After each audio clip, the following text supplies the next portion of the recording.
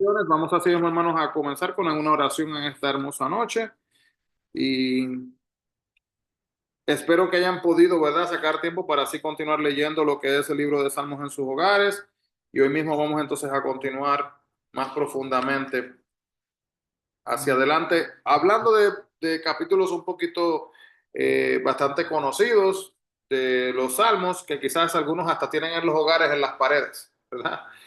Oramos. Amado Dios, te agradecemos, Padre, y te damos gracias, Señor, por esta oportunidad de estar aquí estudiando tu palabra. Gracias, Señor, por el tiempo. Gracias, Padre, por la oportunidad. Gracias, Señor, por asimismo guiarnos, guardarnos, bendecirnos y ayudarnos. Te pedimos, Padre, de igual manera, Señor, que no permitamos, Señor, que las distracciones de la vida nos alejen de estudiar tu palabra, nos alejen, Señor, de enfocarnos en ti. Háblanos de una manera especial, Señor, en esta noche. Bendice a los que están aquí presentes, los que vienen en camino. De igual manera que todo sea de acuerdo a tu voluntad. En el nombre de Jesús. Amén y amén.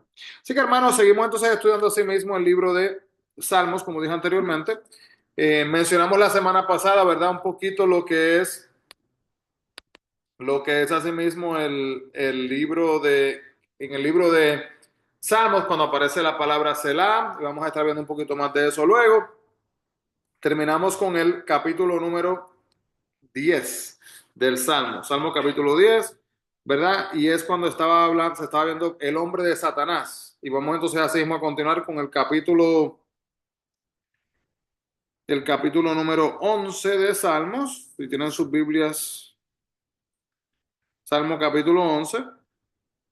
Y continuamos así mismo con lo que es la prueba de los justos. Prácticamente es el resumen del Salmo número 11. Luego vamos al capítulo 12 de Salmos. Sería los justos en medio de la impiedad de la gran tribulación. Así que lo que pasa entonces con los justos en la gran tribulación. El capítulo 12 también nos habla de lo que es el refugio del justo. Un punto también interesante, hermanos, de los salmos, no sé si se pudieron fijar, es el hecho, ¿verdad?, de que dentro en los, en los capítulos, ¿verdad? Usted puede ver lo que es un apunte, una notita, y esa notita dice, al músico principal sobre Seminit, Salmo de David, ese es el capítulo 12. Entonces, eso se lo digo como un ejemplo, dentro de los capítulos de lo que son el libro de los Salmos, ¿verdad? Usted dice Salmo singular para cada uno de ellos, el libro de los Salmos. Va a ver que muchos de ellos tienen como un hincapié, como una notita que dan información y detalles más específicos, ¿verdad? De ese capítulo que está siendo presentado. Y eso podemos ver en este caso que dice que es el Salmo de David. En otros lugares vamos a ver que es el Salmo de otra persona, atribuido a otra persona diferente. Y los que también no han sido atribuidos a nadie, ¿verdad? Y algunos desconocidos. El capítulo entonces 13 de los Salmos dice la situación apremiante de David. En primera de Samuel, vamos a buscar, primera de Samuel, capítulo 26. ¿Quiere buscar conmigo? Primera de Samuel, capítulo 26. Versículo 20 dice así: no caiga pues ahora mi sangre en tierra delante de Jehová, porque ha salido el rey de Israel a buscar una pulga, así como se persigue una perdiz por los montes. Podemos ver, ¿verdad?, que aquí representa la situación apremiante del pueblo de Dios en la gran tribulación.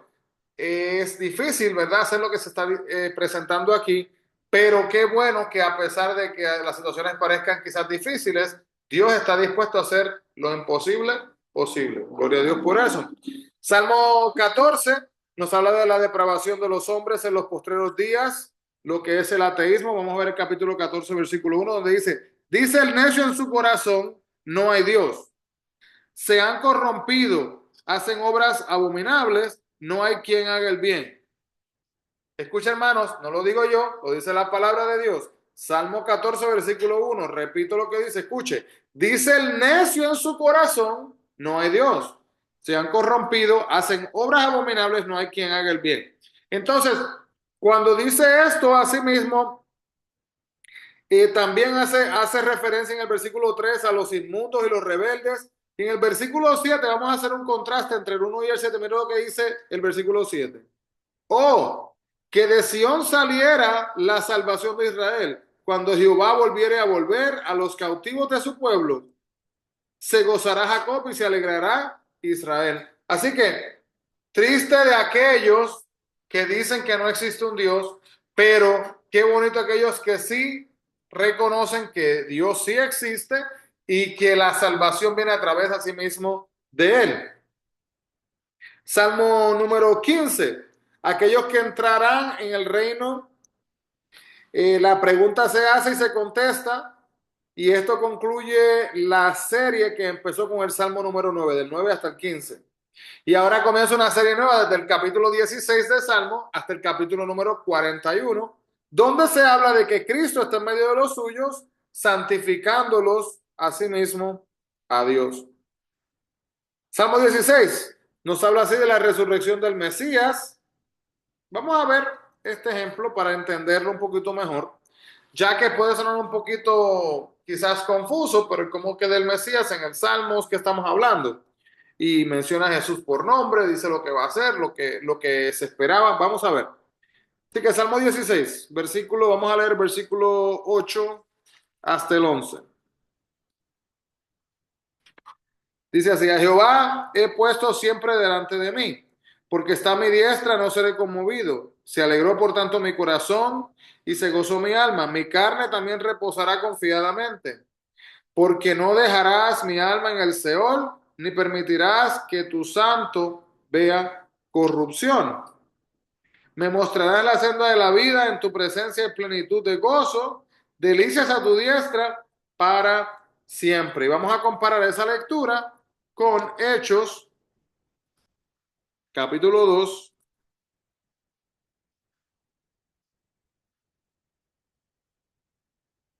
Hechos, capítulo 2.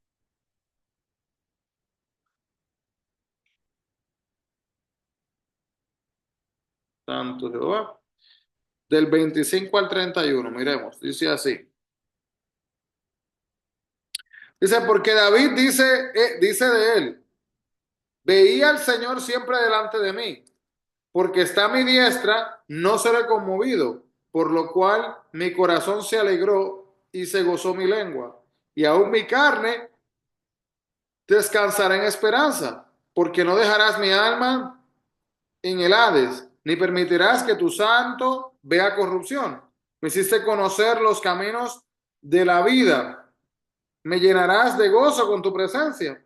Varones hermanos, se os puede decir libremente del patriarca David, que murió y fue sepultado, y su sepulcro está con nosotros hasta el día de hoy.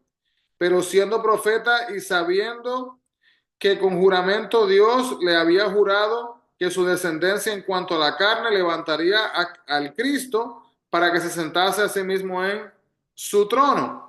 Viéndolo antes, habló de la resurrección de Cristo, que su alma no fue dejada en el Hades, ni su carne vio corrupción. O sea, ¿qué podemos ver entonces, hermanos, acá? Vemos que hay una repetición, vemos que hay un énfasis y una referencia a lo que se había dicho en el libro de Salmos, ahora acá en el libro de Hechos. Recuerden que el libro de Hechos es visto como lo que es el libro donde está el comienzo de lo que es así mismo la iglesia.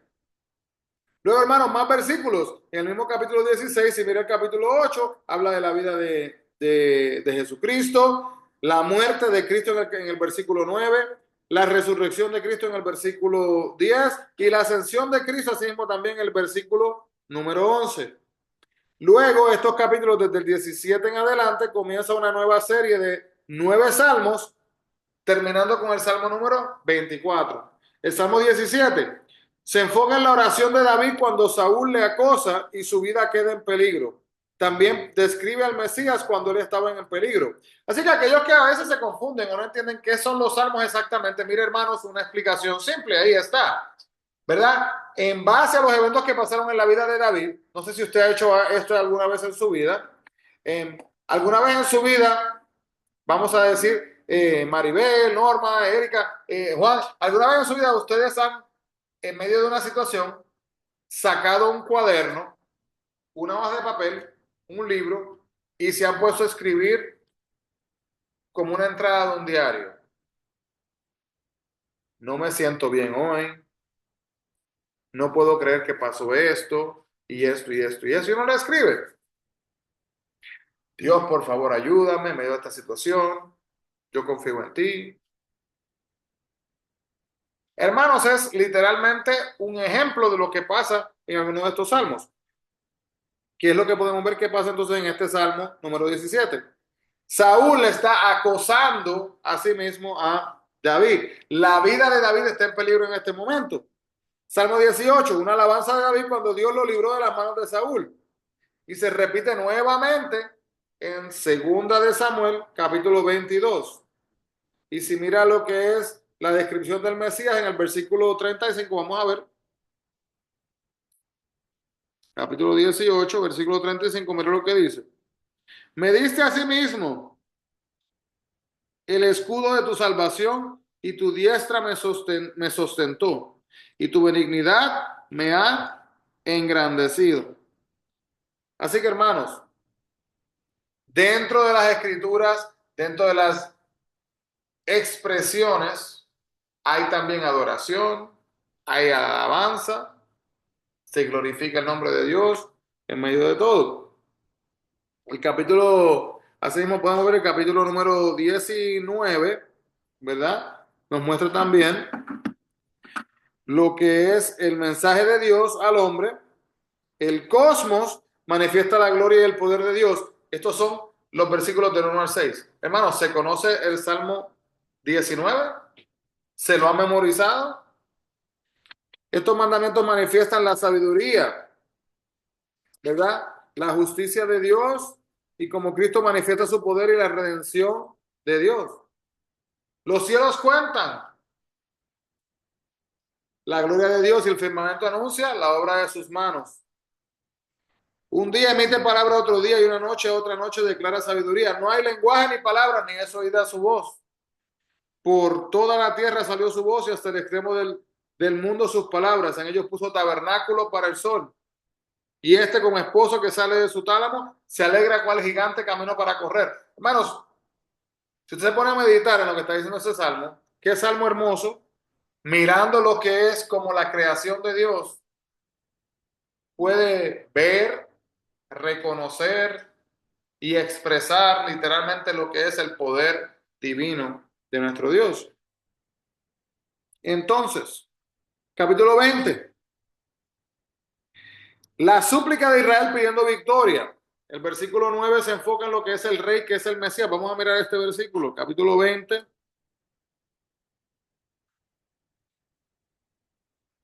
Versículo 9, dice así: Salva a Jehová, que el rey nos oiga en el día que lo invoquemos. Entonces,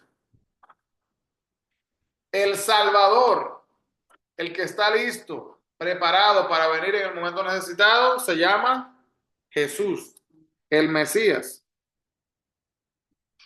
Y luego, hermanos, vamos a entrar entonces hacia el Salmo número 21. Y el Salmo número 21 nos muestra aquí que es un salmo mesiánico. Si se acuerdan, habíamos hablado anteriormente que cuando mencionamos la palabra mesiánico, un salmo mesiánico, ya sabemos lo que es un salmo, ¿verdad? Mesiánico está conectado con el Mesías, con la venida, ¿verdad? Del Mesías, del prometido, del enviado, del Salvador. Entonces, este salmo mesiánico, el Salmo 21, nos muestra y nos hace indicio, conexión de lo que es la ascensión y la segunda venida de Cristo. El rey, al cual es el tema del salmo, es el Mesías. Así que si usted mira, por ejemplo, cuando ve en el versículo, en los versículos ahí del capítulo 21, mire el versículo número 1 que dice, el rey se alegra en tu poder, oh Jehová. Entonces el rey, el cual es el tema del salmo, es el Mesías.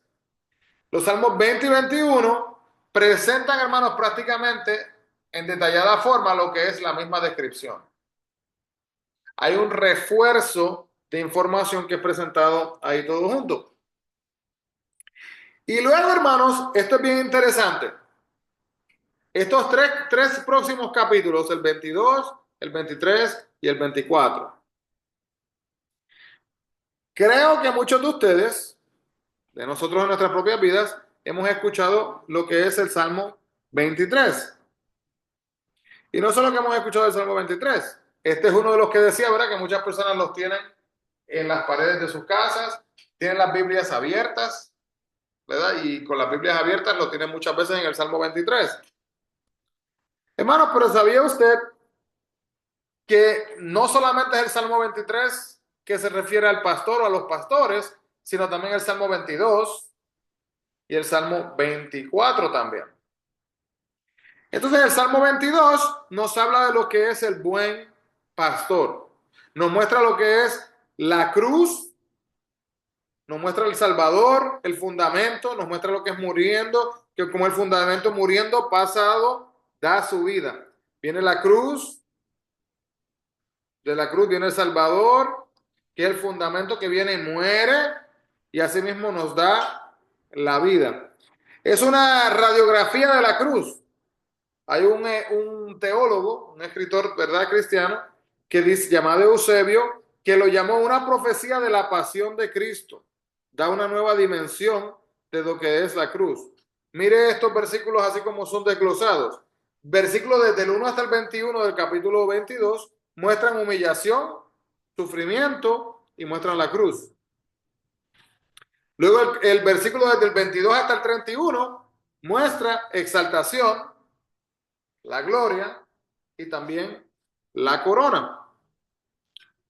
Y luego de ahí vamos al capítulo, entonces, vamos a buscar, antes de mirar el capítulo 23, vamos a buscar nuestra Biblia en el libro de Juan, capítulo 10.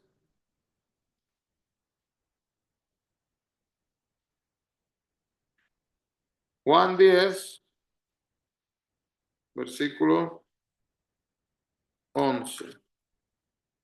Dice así: Yo soy el buen pastor. El buen pastor su vida da por las ovejas. Y literalmente, hermanos, la esencia del capítulo 22 es del buen pastor, como lo dice así. Y vamos a ver el Salmo 23. No sé, vamos a ver. Maribel, ¿se sabe el Salmo 23 de memoria? Jehová es mi... Sí, señor. Dice, ¿verdad? ¿Y a qué edad lo aprendió Maribel? ¿Ya de Ah, adulta? no, ya vieja. ¿De que era pequeña? No, vieja, ya vieja. Oh, ya de mayor. Ok. Sí. Muchas veces los niños, ¿verdad? Los chicos se les dice, ¿verdad? Que se memoricen ese versículo, ese capítulo. Algunas veces, hermano, hasta en películas ha salido. Películas que no son cristianas. Tienen una persona, ¿verdad? Que está al borde de la muerte. Y en ese momento que dicen, Jehová es mi pastor, nada me faltará. Lugares dedicados pastos me hará descansar, junto a aguas de reposo me pastoreará, confortará mi alma. Y por ahí sigue. Otras veces, ¿verdad? También dicen en las películas, ¿verdad? Dicen el Padre Nuestro, ¿verdad? Pero la esencia del capítulo 23 nos habla de lo que es el gran pastor. Vamos a mirar rapidito a qué podemos comparar esto en la Biblia. El gran pastor, si buscamos en nuestra Biblia, en el libro de Hebreos, capítulo 13.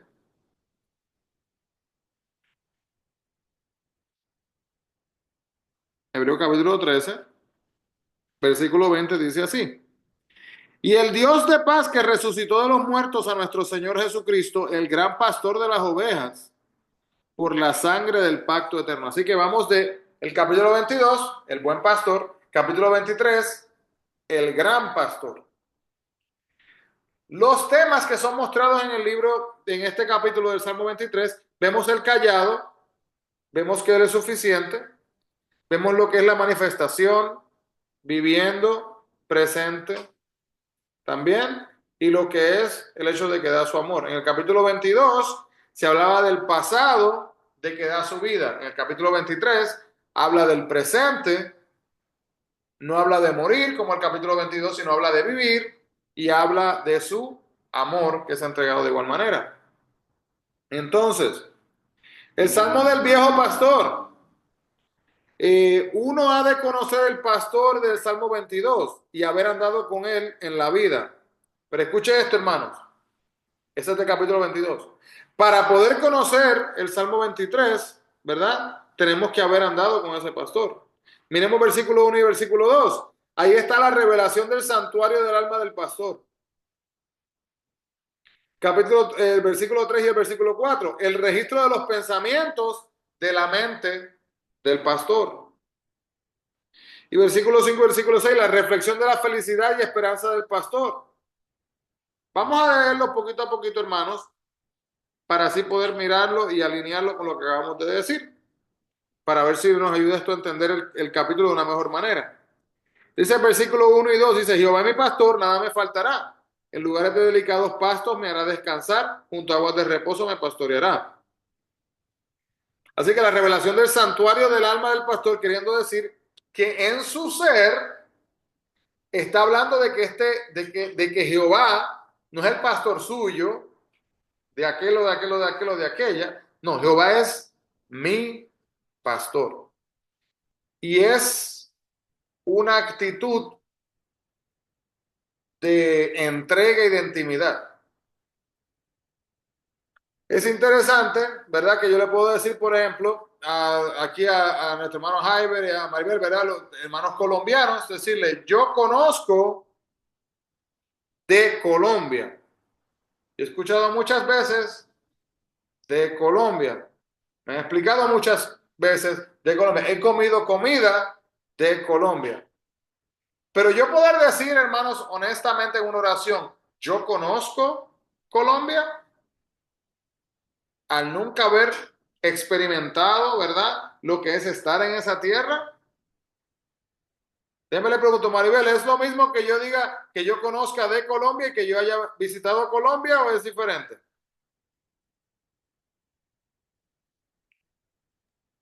¿Me puede repetir mis pequeños?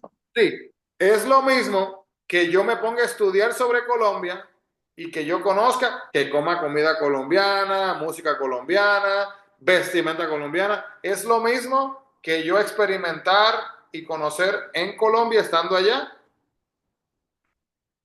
No, no es lo mismo.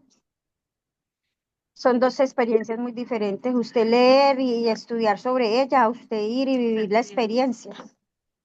Ok, ¿me puede hablar un poquito de eso, Maribel? ¿Qué es esa experiencia? ¿Qué es lo que pasa en esa experiencia que quizás no puede pasar yo solamente leyendo? Emociones, o sea, usted ver o sea, es muy distinto usted llegar, leer que tal ciudad es bonita, que su gente es bien o es mala o en fin, a usted ir y experimentar y darse cuenta por sí mismo de que realmente es bien bonita esa emoción de usted ver, de usted poder digamos, palpar, sentir todas esas cosas, o sea, es muy diferente. Por ejemplo, la comida, usted va a leer y va a decir en tal región la comida típica es esta y se ve deliciosa, a usted ir y poder y comer y saber que, oh sí, o no, no lo es. ¿Sí me entiende? Entonces, no es lo mismo, no, son cosas muy diferentes. Sí, y gracias por compartir eso, ¿verdad? Porque es muy cierto que la palabra que usted dijo, palpar, ¿verdad? Literalmente experimentar lo que me he imaginado. Entonces, cuando estamos viendo aquí en el Salmo 23, versículo 1 y versículo 2, el santuario del alma del pastor, estamos hablando que la intimidad de este pastor, cuando dice Jehová es mi pastor, sería, vamos a decir, algo similar, podríamos hacer como una comparación entre Maribel, que es colombiana, que viene de Colombia, y mi persona, que yo no soy colombiano, nunca he ido a Colombia, al yo decir que, que Colombia es mi país, es mi patria, ¿verdad? Es lo que yo anhelo, lo que yo quiero, lo que yo extraño, y que Maribel diga las mismas palabras, o aún más simple. Si yo digo, y Maribel está aquí para, Maribel dice, yo conozco Colombia, y yo repito, yo conozco Colombia también. Y si yo me pongo a estudiar, usted me pregunta, ¿cómo es la bandera de Colombia? Le digo, ¿cómo es el himno de Colombia? Le digo, ¿cómo es? Y pero yo puedo tener información, pero el conocimiento cultural que tiene Maribel, el conocimiento social, el conocimiento político, el conocimiento espiritual, el conocimiento, ¿verdad?, global de esa nación de Colombia, literalmente, hermanos, no hay manera de que Maribel, estando parada aquí, venga y me diga, mire, tenga, ahí se lo entrego. No se puede. Porque hace falta que yo como persona tome el paso de ir a poder experimentar la nación. Yo a usted, por más que le diga, por más que le hable, por más que cantemos de Dios, yo no puedo llevarle a usted a que usted entienda la grandeza del versículo 1 del Salmo 23. Porque cuando yo leo ese capítulo, decía en ese momento, ¿verdad? Dice David, Jehová es mi pastor, no el suyo. Pero usted puede decir que es el suyo, ¿verdad? Pero eso está en usted. Porque David no puede decir quién es Jehová para usted. De igual manera que Maribel no puede decir para mí que es colombiano, y yo puedo decir para ella que es Colombia. Yo puedo imaginar, pero para verdaderamente poder tener una relación real con este pastor, yo tengo que tener intimidad, tengo que tener experiencia, tengo que tener momentos y tiempos donde podamos compartir juntos y poder crecer así mismo juntos. Yo recuerdo, hermanos, cuando yo era jovencito y me crié en Puerto Rico, cuántas cosas, y no sé si usted como hispano ha pensado esto en su vida, cuántas cosas, cuántos lugares monótonos visité yo como jovencito en mi país, pero literalmente experiencias que uno las puede ver y dice, pero esto no tiene nada de interesante, no tiene nada de importante, que yo camine por esta playa, que yo vaya por este riachuelo, que yo monte bicicleta por este bloque, que yo haya ido a visitar un mercado, que haya ido a una repostería, a una panadería. Y no sé los que están acá conectados, no sé si en sus mentes esas experiencias tan rutinarias de la vida cotidiana, tan pequeñas, son experiencias, hermanos, que uno cuando está alejado de su país, uno puede anhelar esas experiencias. ¿Extraña Maribel su país? Norma extraña Ecuador. Claro, sí, señor. Uno va a decir, no, yo no, yo vine de Ecuador la semana pasada. Norma estaba por allá, ¿verdad? Y es una cosa difícil tratar de poner en palabras qué es lo que uno extraña de su país. Porque va más allá de la gente. Hay muchas otras cosas. Y así mismo, hermanos, en nuestro caminar con Dios, cuando escuchamos que Jehová es mi pastor, el gran pastor, hay más allá de su nombre. Es la esencia, es la sustancia, es el fundamento de quién Él es en nuestras vidas. Es entender que estos salmos no solamente se escuchan solo por escucharse, y se dicen solo por decirse, y se cantan solo por cantarse. Es entender, hermanos, que ¿cuál es la función del pastor? No digo el pastor de la iglesia, digo el pastor, el gran pastor en el Salmo 23. Vamos a mirarlo poquito a poquito. ¿verdad? Quiero pasar un poquito de tiempo aquí, y de aquí creo que nos vamos a quedar hasta el 24, probablemente llegamos y terminamos ahí hoy, porque mire lo que sucede, hermanos. Escuchamos este salmo y muchas veces solamente como lo memorizamos y se hace parte de nuestras vidas, pero no meditamos verdaderamente lo que estamos mirando.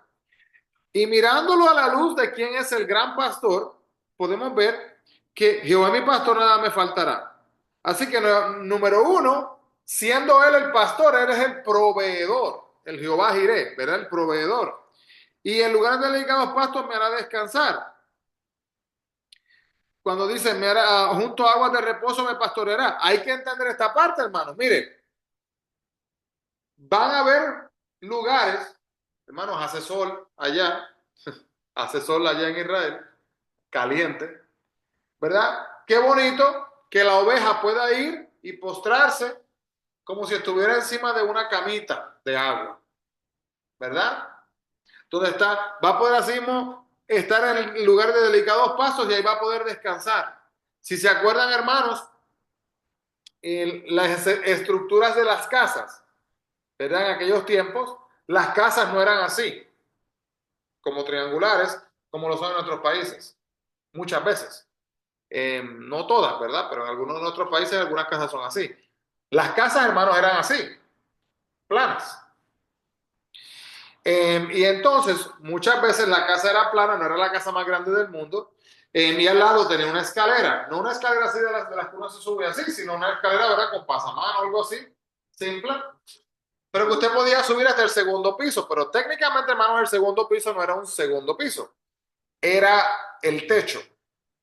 Así que técnicamente segundo piso, pero en el techo, hermanos, ¿sabe lo que se hallaba? Si se acuerda alguien, ¿qué se hallaba encima de ese techo?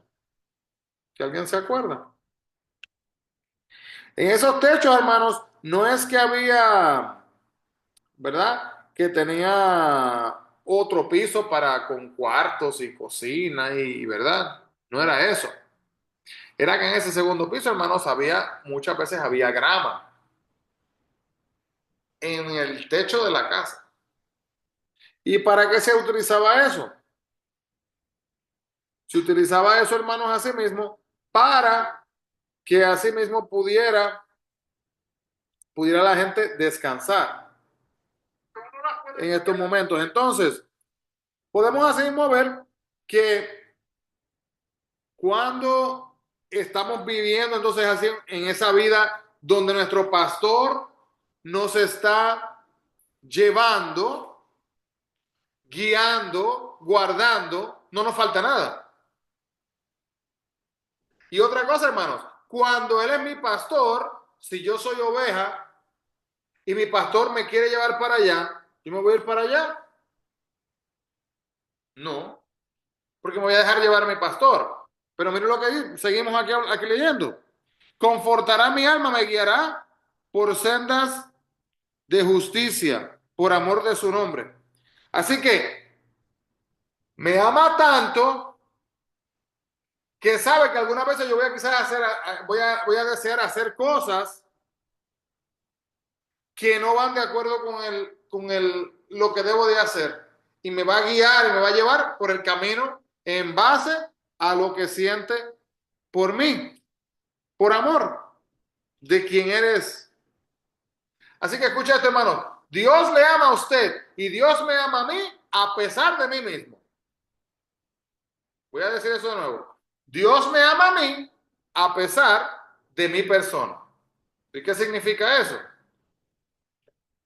Significa que dentro de mi persona yo tengo tantas fallas, tantas cosas negativas, tantos pecados, tanta maldad, tanta malicia, que honestamente yo no mereciera la gracia de Dios sobre mi vida, el perdón de Dios sobre mi vida.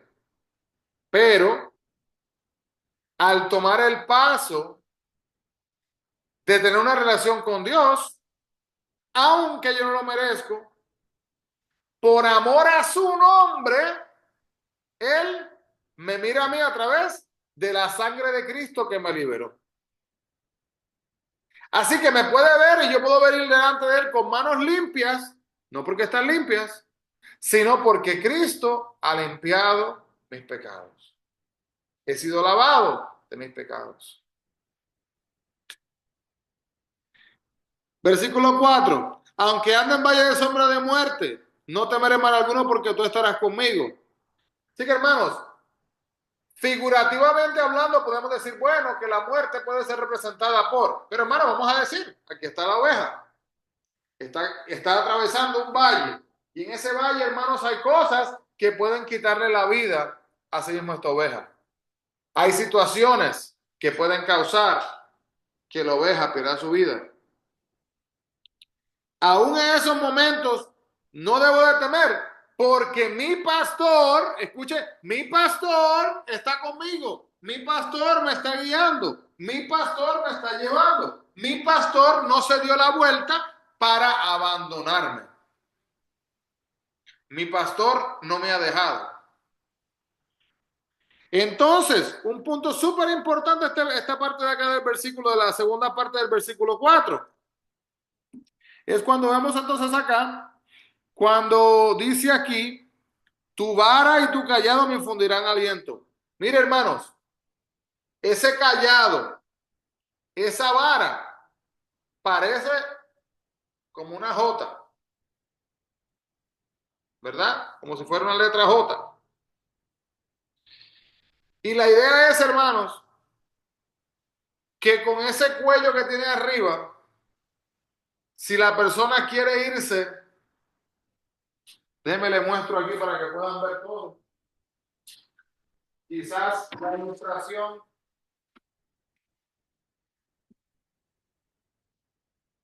ayuda un poquito a entender. Así, hermanos, ¿verdad? Las mentas estas, ¿verdad? Que vemos en la Navidad, son estos, literalmente como el callado que usan los pastores, pero pequeños. Ellos lo usan, ¿verdad? Bien grandes. Entonces, hermano, imagínense, si esta es la cabeza, vamos a decir así, de la oveja, y se va por el camino incorrecto, viene el pastor y le jala así, y le lleva al camino correcto. Así que literalmente sirve como guía. No permite, tu varita y tu callado me infundirán aliento. Quizás estoy atravesando a través del valle de la muerte, pero entonces viene ese callado, me agarra y me dice, véngase para acá. Y ahora viene y me va a traer aliento a mi vida. Y luego, adereza mesa delante de mí en mi presencia de mis angustiadores, ¿verdad? En medio de esta vida, los angustiadores, las situaciones que están pasando, lo que está alrededor. Y viene entonces en medio de todo eso, y viene la esperanza de la preparación.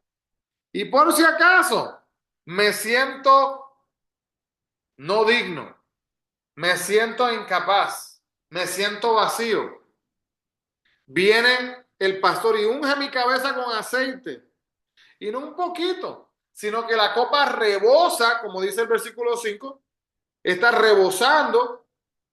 El versículo 6, qué bonito, hermanos, pensando en el capítulo 23 de esta manera, al mirarlo de esta manera. El capítulo 23, perdón, versículo 6, mirando el hecho de que esté el pastor con su oveja, guiándole, con el callado, por el camino correcto, instruyéndole. Mira lo que dice el versículo 6. Ciertamente el bien y la misericordia me seguirán todos los días de mi vida. Y en la casa de Jehová moraré por largos días. ¿Y cómo es que va a pasar eso? ¿Cómo es que puedo hacer eso? Puedo hacer eso porque he estado dispuesto, he decidido, ¿verdad? Que voy a caminar en el camino de la dirección de mi pastor. Qué maravilloso. Salmo 24. A menos que alguien quiera hacer algún comentario de Salmo 23. El último, o la última sección.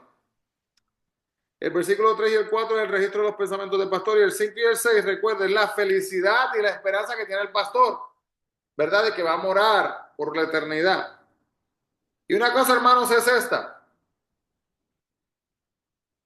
Mis ovejas oyen mi voz. Las ovejas de Dios reconocen su voz. Si nosotros no tenemos una relación con nuestro pastor, cuando nuestro pastor nos hable, ¿cómo vamos a entender? ¿Cómo vamos a reconocer que nos está hablando?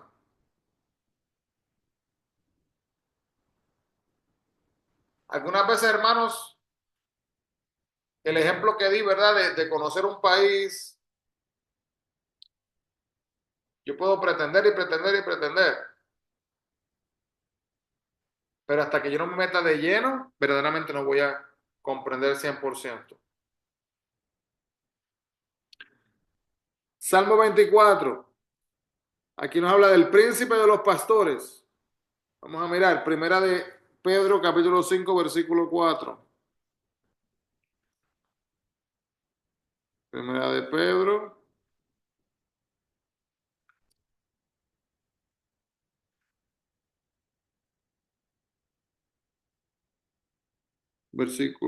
capítulo 5,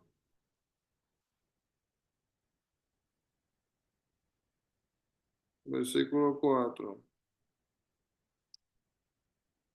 Dice así: y cuando aparezca el príncipe de los pastores, vosotros recibiréis la corona incorruptible de gloria. Así que hermano, mire aquí nos habla de la corona, nos habla del soberano, la expectativa de que va a venir, se enfoca en el futuro y da su luz. Así que mire hermano, vamos a hacer el contraste entre los tres capítulos. Mire esto. Capítulo 22 se muestra la cruz, en el 23 se muestra el callado, en el 24 se muestra la corona. ¿Ve la conexión? En el capítulo 22 se muestra el Salvador. En el capítulo 23 se muestra que el pastor es suficiente. En el capítulo 24 se muestra que es soberano. Capítulo 22 se muestra que es el fundamento. Capítulo 23 se muestra que es la manifestación. El capítulo 24 se muestra que es la expectativa. El capítulo 22 se muestra que el buen pastor, ¿verdad?, habla de lo que es morir, de estar muriendo. El capítulo 23 habla de lo que es estar viviendo. Y el capítulo 24 habla de lo que es estar viniendo en ese proceso. El capítulo 22 habla del pasado. El capítulo 23 habla del presente. Y el capítulo 24 habla del futuro. Y el capítulo 22 habla del hecho de que el buen pastor da su vida. El 23 habla de que el gran pastor da su amor. Y el 24 habla de que el príncipe de los pastores da a sí mismo su luz. Entonces, hermanos, el capítulo 24 nos habla de la venida del príncipe de los pastores. La tradición afirma, hermanos, que fue compuesto por David y que fue cantado cuando él trajo el arca de Kiriat Jearim al monte Sión. Si usted quiere anotar por ahí, puede leer luego. Busquen segunda de Samuel, capítulo 6, del 12 al 23, y ahí cuenta un poco la historia de lo que sucedió. Los versículos del 1 al 6 se enfocan los compañeros del rey que están entrando así mismo en el reino, y del 7 al 10, la llegada del rey para así poder establecer el reino. Los salmos del 25 hasta el salmo 39 en la próxima sección. Vemos acá que se nos habla aquí de lo que es el futuro del remanente a sí mismo de Dios. Esta sección aquí comienza una serie nueva.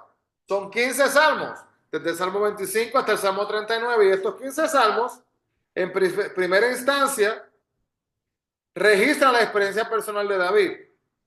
Pero también miran hacia el tiempo futuro, cuando los creyentes, ¿verdad?, cuando ese remanente se hallen en apuros, y para el consuelo de los creyentes del día de hoy, se muestra, ¿verdad?, que contienen el bálsamo de Galaad. ¿Y qué significa eso?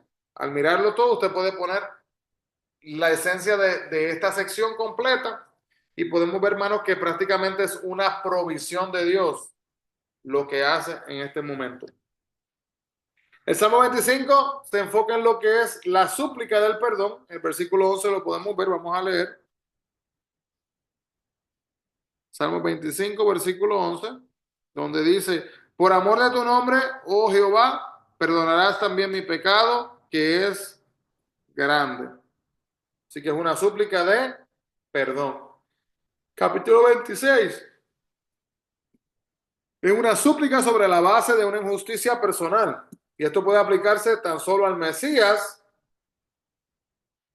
Fue escrito por David, quizás en el tiempo de la rebelión, en el tiempo de lo que sucedió así mismo con Absalón, si se acuerdan, de igual manera. Salmo 27 es una oración de David y está dividido en varias secciones, así que vamos a desglosar este salmo. El Salmo 27 comienza con los preparativos para la oración, una alabanza triunfante ante los problemas apremiantes, del versículo 1 hasta el versículo 6.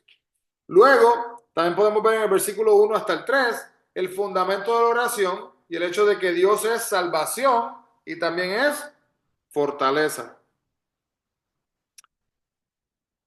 Podemos ver también, hermanos, que la meditación sobre la oración, versículo 4 hasta el versículo 6, versículo 7 hasta el versículo 12, es la declaración de la oración misma, oración con agradecimiento ante el premio de predicación aflictiva. Y versículo 3 y versículo 14, realización de la oración, la paciencia. Luego el capítulo 28, una súplica en la hora de prueba, en la tempestad de maldad. David halla que Dios es su roca, su fortaleza y su escudo. Como su pastor, dijimos anteriormente, es su todo. Ahora, hermanos, también hay que desglosar y meditar en esas palabras. Miren lo que nuevamente. Dios es su roca, la roca inmovible, ¿verdad? Su fortaleza, total protección. Y su escudo. A veces, hermanos, pensamos en un escudo, ¿verdad? Un escudo así redondo, pequeñito. Pero estamos hablando, ¿verdad? Esos momentos de batalla en aquellos tiempos, ¿cómo eran los escudos, hermanos? Eran estos escudos que prácticamente les cubrían, ¿verdad? Le protegía el cuerpo, le protegía su vida. Entonces, próximo capítulo, el próximo versículo. Podemos ver así también que está acá lo que es el versículo como una roca, fortaleza su escudo. Capítulo 29. Aquí vemos la voz de Jehová. Esto fue escrito durante una tormenta. Un teólogo llamado Delitzsch lo llamó el Salmo de 7 truenos, porque la frase voz de Jehová aparece 7 veces.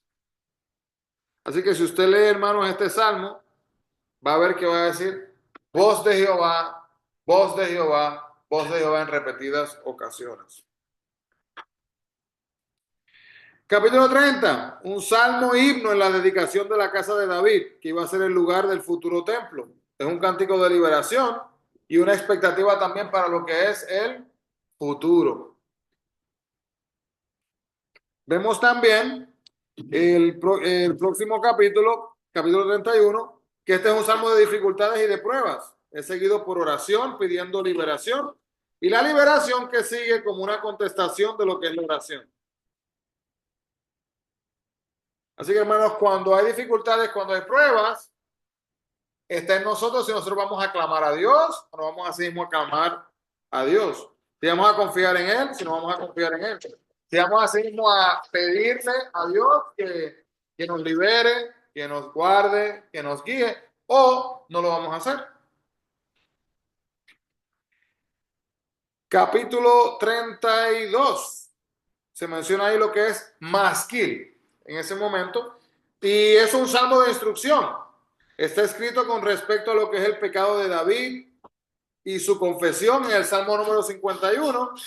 Y también habla de la restauración del santo que ha pecado. Si miramos a nuestras Biblias, en el capítulo 32, versículos 1 y 2, vemos acá que dice, vamos a leerlo, dice así, dice, bienaventurado aquel cuya transgresión ha sido perdonada y cubierto su pecado. Bienaventurado el hombre a quien Jehová no culpa de iniquidad y en cuyo espíritu no hay engaño. Podemos ver, hermanos, entonces aquí mismo en esta sección, cuando usa la palabra bienaventurado. Y esto muestra, hermanos, que a pesar del pecado, de las fallas y de las situaciones, hay una restauración del santo que peca. Y que usted dice, quizás dice, pero ¿y cómo que santo? ¿Pero cómo puede ser una persona santa si es una persona pecadora? Y es entender, ¿verdad? Que yo no soy digno del perdón de Dios por nada que yo haya hecho. Yo soy digno por Cristo. Bien. Entonces, el capítulo número 33, vemos acá que nos habla de alabanzas de los redimidos. Dios es adorado como creador, como soberano providencial, es alabado por su gracia, así mismo majestuosa, y puede ver, hermanos, que el método de la creación en sí, el mismo método de cómo fue la creación creada, Dios lo utilizó para hablar a cada una de nuestras vidas. Así que, hermanos, terminamos entonces con el Salmo número 33 en el día de hoy. Siga leyendo. Nos quedan todavía varios porque son 150, pero ya nos movemos un poquito más rápido con los otros, ya que están un poquito más conectados y unidos en diferentes secciones. Oremos, amado Dios, te agradecemos, Padre, por esta oportunidad. Gracias, Señor, por cuidarnos, guardarnos, bendecirnos y ayudarnos. Te pedimos, Señor, así mismo que podamos seguir meditando en tu palabra y aplicándola diariamente en nuestras vidas. Entendiendo, Padre, que de la misma manera que David buscó refugio en ti, que se reconoce, Señor, que tú eres la piedra, que tú eres la fortaleza, Padre, que tú eres el escudo, que tú eres el pastor, que tú eres el gran pastor, el pastor de los pastores, el príncipe de los pastores.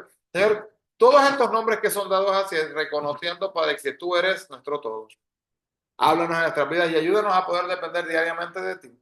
En el nombre de Jesús pedimos estas cosas, mi Cristo. Amén. Y amén. Así que Dios le bendiga grandemente a todos. Bendiciones. Hablamos pronto.